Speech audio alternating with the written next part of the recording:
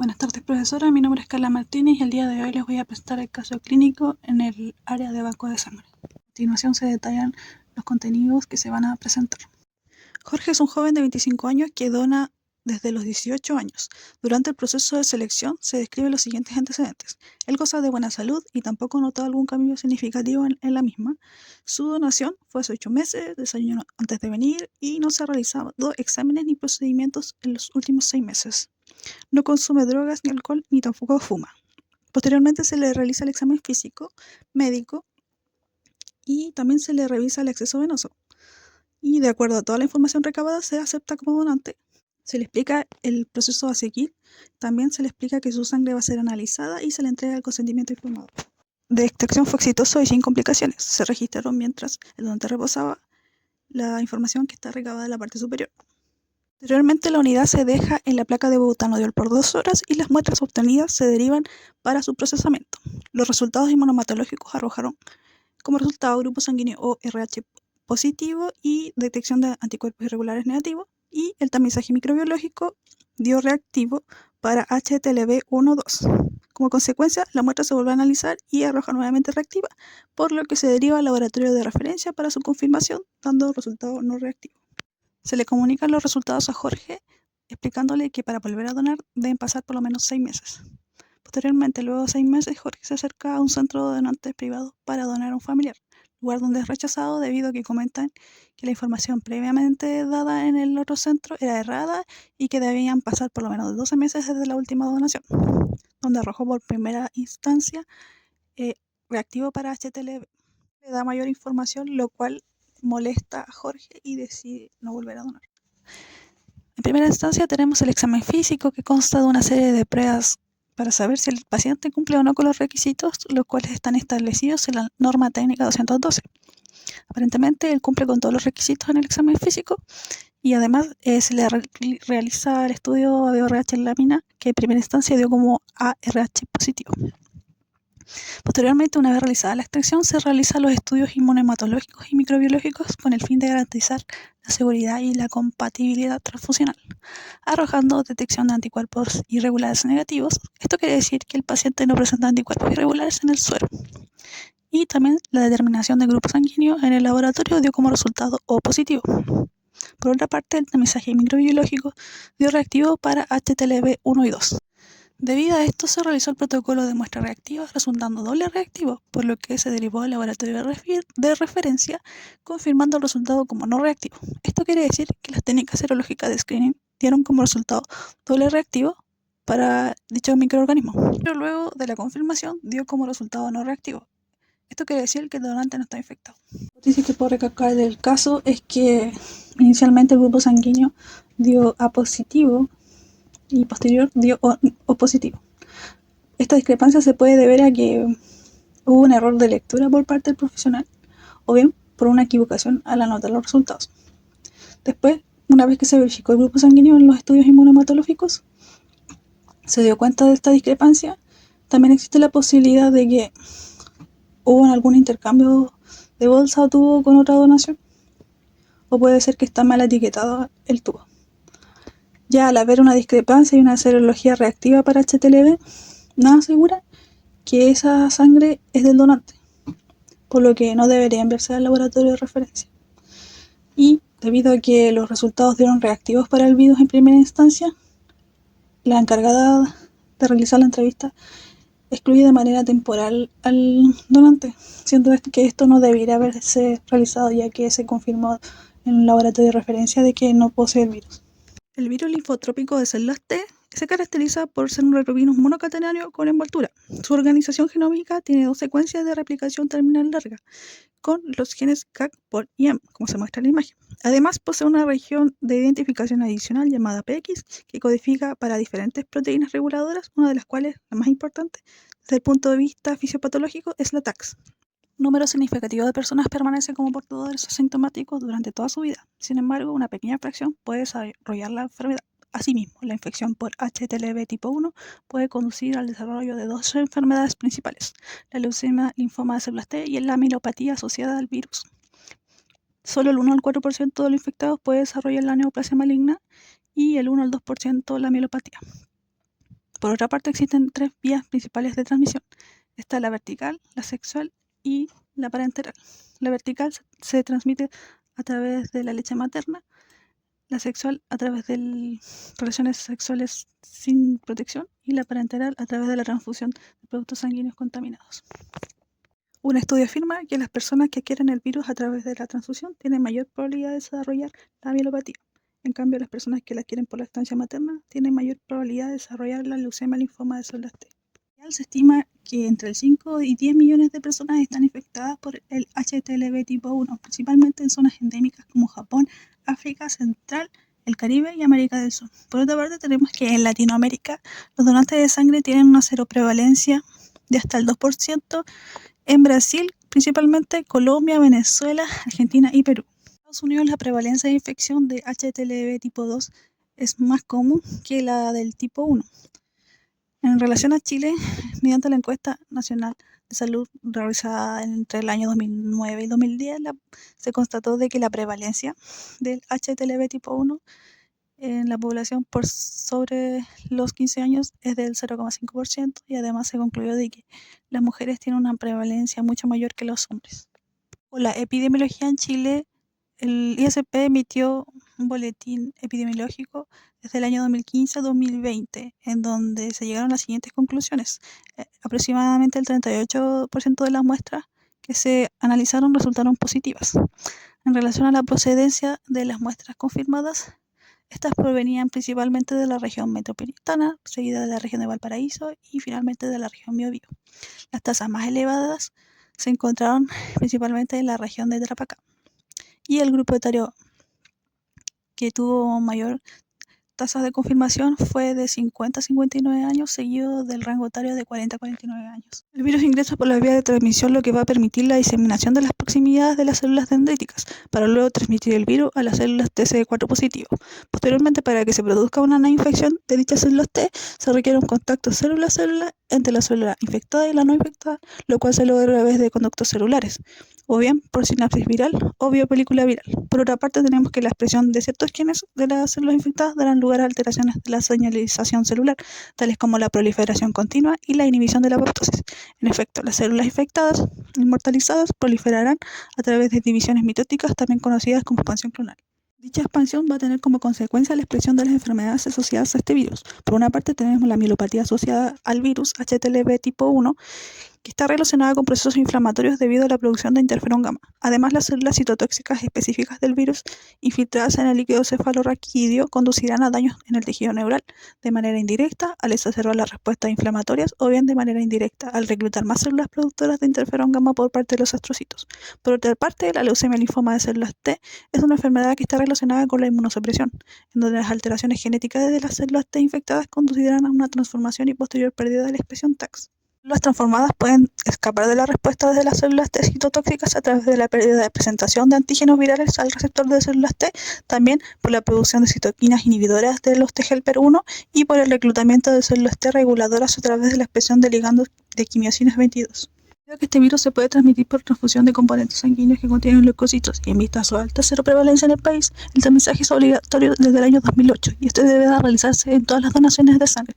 En una primera etapa se realiza el tamizaje microbiológico por medio del método de ELISA. En caso de que resulte positivo el tamizaje inicial, debe ser confirmado por el Instituto de Salud Pública mediante pruebas serológicas como la inmunofluorescencia indirecta e inmunoensayo de línea con proteínas recombinantes, o bien por exámenes moleculares, que sería la PCR en tiempo real. Anteriormente, cuando el resultado reactivo local es positivo mediante la técnica de ELISA, esta debe enviarse al laboratorio de referencia para poder confirmar el resultado. En caso de que estos resultados confirmatorios den negativos, el informe se emite como negativo, es decir, el donante no tiene el virus. En cambio, cuando es positivo mediante las pruebas confirmatorias, este debe informarse como positivo y se debe de llevar al donante a un centro asistencial para que pueda recibir el manejo, atención y tratamiento de la enfermedad. El envío de muestra al ISP se debe tener algunas consideraciones en relación a la muestra y además se deben cumplir con los criterios de aceptación y almacenamiento y transporte que se detallan a continuación. El proceso de un donante sigue el mismo hábito que el proceso general de atención. Sin embargo, se recalcan algunos puntos particulares. En primera instancia, se informarán los objetivos de la donación, el proceso de selección de donantes y se realizarán exámenes a la sangre, con el fin de que el donante, si cumple los requisitos y es seleccionado, entregue su consentimiento informado autorizando la donación. Además, se debe enfatizar que los tamizajes practicados son obligatorios, lo que permite disponer de sangre y productos sanguíneos que garanticen la seguridad tanto para el donante y el receptor. Para este caso, en donantes, el análisis de la muestra de sangre se realiza en laboratorios de centros o bancos de sangre. Cuando el resultado del tamizaje inicial es no reactivo, no se informa el resultado al donante y cuando es reactivo se deriva al ISP para su confirmación. En este punto, según el algoritmo que se muestra en la imagen, se deben eliminar las unidades que se donaron. Posteriormente, cuando el resultado confirmado es negativo, no se informa este resultado al donante. Por el contrario, cuando una muestra confirmada es positiva, se debe contactar al donante para informar el resultado. Posteriormente, el donante pasa a ser paciente, por lo que las acciones a partir de ese momento deben realizarse en la red asistencial más cercana a la residencia de la persona.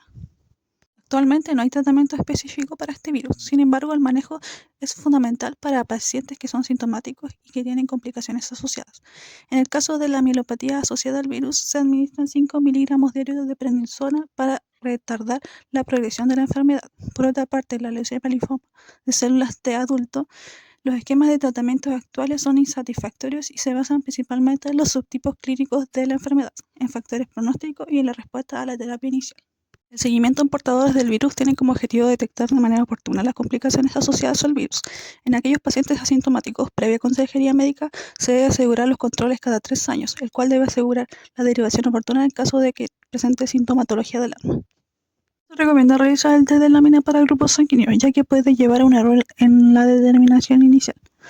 El registro de los datos en la ficha de extracción debe ser adecuada, registrando siempre el número de donación y corroborando el número con las etiquetas que van en las bolsas y en los tubos de extracción. Durante la verificación de la información, en general está encargada una especialista y es quien se encarga de verificar que coincidan los números de donación. En general esto puede llegar a un margen de error, ya que la persona puede estar haciendo varias cosas al mismo tiempo. Respecto a los estudios inmunohematológicos y microbiológicos, al haber discrepancia en el grupo sanguíneo, existe la posibilidad de que hubo un intercambio de bolsa-tubo con otra donación.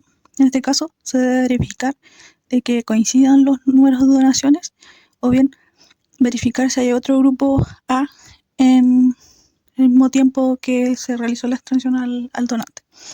Respecto a la discrepancia del grupo sanguíneo y serología positiva, no se recomienda derivación al laboratorio de referencia, sin antes resolver la discrepancia. En este caso, se deben eliminar toda la tanda de extracciones realizadas en ese momento y posteriormente se deben contactar a los donantes para asegurar el grupo sanguíneo y la confirmación de serología. Norma técnica 212. En caso de sospecha o contacto con una persona de HTLV1 o 2, esta no debe donar por 12 meses. Es importante también que la persona que realiza la entrevista debe estar capacitada y pueda obtener información importante acerca de las conductas de riesgo respecto a la posibilidad de infección. Posterior a la exclusión que se le realizó en primera instancia al paciente, puede ser que por precaución, una vez confirmado el resultado, se contraindicó, pero según la norma deberían pasar 12 meses. Además, el resultado no se notifica si no es reactivo confirmado. Asimismo, al dar no reactivo confirmado, puede donar sin problemas y se reincorpora el donante. Solo se notifican los resultados positivos confirmados. Algunas causas del resultado reactivo inicial puede ser algún interferente o cambio de técnica recientemente en ELISA. Además, esta técnica tiende a dar falsos positivos en donantes, por lo que se debe corroborar siempre con una prueba serológica o molecular confirmatoria. Finalmente, se deben unificar criterios, ya que el personal debe manejar de manera adecuada y oportuna las guías y los criterios de aceptación y rechazo permanente o temporal, independiente de dónde se haya realizado la donación. Algunas conclusiones respecto al caso tenemos en primera instancia la historia médica y entrevista predonación. Es crucial que los centros y bancos de sangre realicen una evaluación exhaustiva para garantizar la seguridad tanto del donante como del receptor. Por otra parte, tenemos el proceso de donación, donde Jorge fue aceptado como donante luego de cumplir todos los criterios establecidos. Y también se le informó el procedimiento y se obtuvo el consentimiento informado, lo cual es fundamental para asegurar que el donante está completamente informado. Respecto a la comunicación de los resultados, es esencial que los resultados sean comunicados de manera clara y precisa, para evitar malos entendidos. Respecto al manejo de la información, puede ser que la discrepancia entre los requisitos de tiempo de espera entre los diferentes centros de donación podría ser un problema de comunicación interna o de políticas entre las diferentes instituciones. Esto afectó de manera negativa la experiencia de donación de Jorge y su percepción sobre la donación de sangre. Y finalmente, la confianza y la percepción sobre el proceso de donación de sangre son cruciales para mantener un suministro adecuado de sangre segura para las transfusiones. En resumen, el manejo adecuado de la información médica, la comunicación clara de los resultados y la consistencia de las políticas de donación son fundamentales para mantener la seguridad del donante y del receptor. El turista se acerca a donar a la casa del donante. Durante el proceso de entrevista se recaban los antecedentes, también se le realiza un examen físico, donde el grupo sanguíneo inicial dio A positivo. Los antecedentes recabados y revisados, los accesos venosos se acepta como donante. Se le explica después los procedimientos que se le realizarán y además el consentimiento informado para que lo pueda firmar. La extracción posteriormente se realiza de manera normal y sin incidentes. La unidad obtenida se deja reposar en una placa de butanodiol 2 horas. Muestras obtenidas se derivan para ser procesadas. En estudios inmunomatológicos, arrojó como resultado negativo para detección de anticuerpos irregulares y grupos sanguíneos O positivos. En el tamizaje microbiológico dio reactivo para HTLV 1 y 2. Se volvió a analizar la muestra y dio reactivo nuevamente, por lo que se derivó al Instituto de Salud Pública, dando como resultado no reactivo. Posteriormente se le explica que puede volver a donar después de 6 meses, ya que sus resultados microbiológicos dieron reactivo en la etapa inicial. Se vuelve a donar después de 6 meses en un centro de donación privado y de manera de reposición, en donde es rechazado debido a que le comentaron que era un error que le hayan excluido de manera temporal por 6 meses, ya que constaba de 12 meses en realidad. Mayor explicación, Jorge se va molesto del lugar y decide no volver a donar. Hipótesis: hubo un error de lectura por el profesional en el grupo sanguíneo lámina. Al haber discrepancia en el grupo sanguíneo, puede ser que hubo un intercambio de bolsa o tubo con otra donación. No se aplicó correctamente la norma técnica, ya que se excluyó de manera temporal aún teniendo un resultado confirmado como negativo. Quizás en la entrevista no se recabaron los antecedentes y comportamiento sexual para determinar si era un donante de riesgo. El virus linfotrópico de células T es un retrovirus monocatenero que posee 2 secuencias LTR terminales en su genoma. Además, posee 3 genes, CAC, POL y M, y la región PX codifica para la proteína TAX, que está implicada en la fisiopatología de esta infección. La mayoría de los infectados son portadores asintomáticos y solo una pequeña fracción desarrolla las 2 enfermedades principales asociadas a este virus: el leucemia, el linfoma de células T y la mielopatía asociada al HTLV tipo 1. Este virus se transmite por vía sexual vertical y por transfusiones de sangre. A nivel mundial se estima de 5 a 10 millones de personas están infectadas por HTLV1. En Latinoamérica esta infección es prevalente de hasta el 2%. En Estados Unidos HTLV2 es más prevalente que el tipo 1. En Chile la mayor cantidad de muestras confirmadas provienen de la región metropolitana. Las tasas más elevadas se encontraron en la región de Tarapacá y el grupo etario de 50 a 59 años fue el que confirmó más casos para esta infección. Debido al virus, las células dendríticas van a transmitir el virus a las células TCD4 positivo. Posteriormente, para que se produzca una nueva infección de dichas células T, se requiere un contacto célula a célula.